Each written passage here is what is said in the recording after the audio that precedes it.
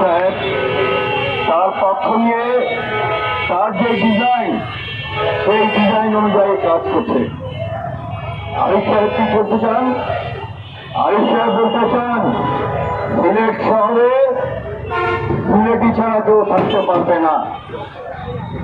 তিনি সিলেটের বাইরে যারা আছেন তাদেরকে বলছেন আবাদি, যারা বাইরে থেকে এসেছেন, সেইটা সুনামগঞ্জ হোক, হবিগঞ্জ হোক, তারপরে আপনার মৌলভীবাজার হোক, যেখান থেকেই আসুক তারা আবাদি।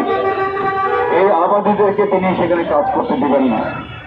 30,000 রিক্সা শ্রমিক আছে, অনেক হকার আছে।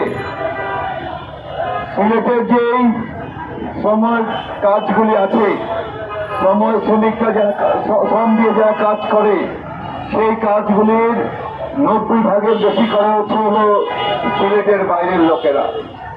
সেই সিলেট চা উৎপাদনের জন্য বিখ্যাত, সেই চা উৎপাদন করে শুধু বাংলাদেশ না, বাংলাদেশের বাইরে থেকে আনা লোকেরা।